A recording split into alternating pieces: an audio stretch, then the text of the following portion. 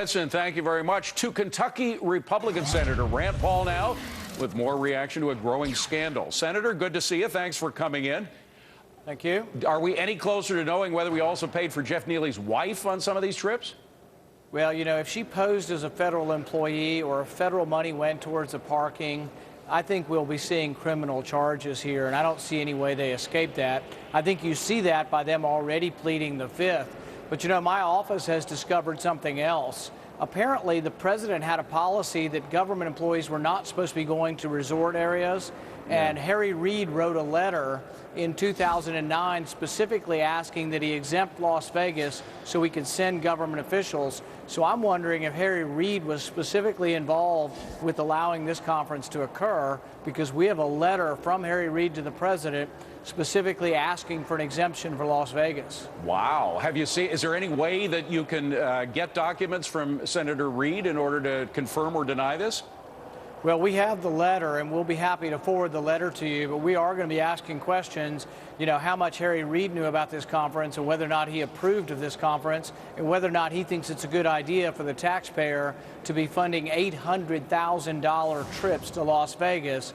I just think when we have, you know, we're borrowing $50,000 a day for our government. We're nearly bankrupt, and we're spending $800,000 in Las Vegas.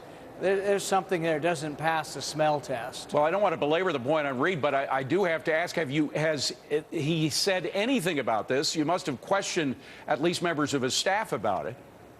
We're going to be pursuing it. We've just discovered it in the last hour, and we are going to find out how much Harry Reid knows about this conference and whether or not he thinks it's a good government policy to be sending government employees from Washington out there.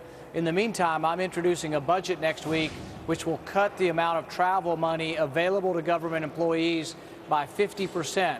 This will save nearly $5 billion a year if they were to enact my budget provision. Incredible stuff. All right, now Jeff Neely is out, but I'm wondering who's in charge here, because it seems like everybody was doing it. Was he just replaced by another guy who used to go on all these boondoggles? Well, there's a certain amount of irony in this whole thing. The GSA is supposed to be an organization that brings cost-effective buying to government. They're supposed to be saving us money. Instead, the guy's spending 17 days in the South Pacific with his wife. So really, there's something seriously wrong here. But you know what? This may be the tip of the iceberg. GSA is just one agency among thousands. We have millions of employees here. What I want to know is how many of them does Harry Reid sending off to Las Vegas to help his home state? You know, it's the first thing I thought of when I heard details of this scandal was this goes on everywhere. I grew up in D.C. I know that how little accountability there is. The point here is the bigger the government gets, the harder it is to investigate each particular unit, correct? Well, a good example, we paid out $600 million to dead people in pension checks over the last 5 years.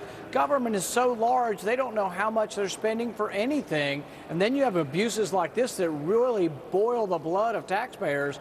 But this is rife throughout government. It's why government needs to be a lot smaller. It seems, though, that the only solution I hear from the president is we have to have more cops. That is, rather than shrinking the size of government, we just need more cops to monitor what's going on.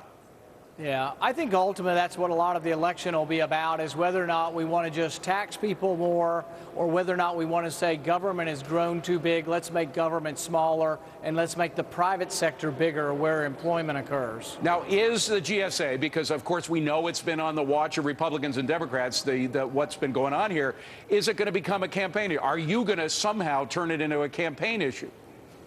Well, we're definitely going to ask some questions about Harry Reid's involvement in this, whether he specifically requested that this conference occur, whether he has been part of advocating, and we want to know how many other government agencies are partying in Las Vegas on taxpayer dollar, and that is something that really should not occur, and I want to know who's involved. All right, well, by the way, so do we, and right now, as I speak, our producers are calling Senator Harry Reid's office to try to get a comment from him as to whether or not he approved of or knew anything about this particular conference or other GSA conferences. Senator Rand Paul, great to see you. Thank you for breaking the news on the show. Appreciate it. Thank you. Yep.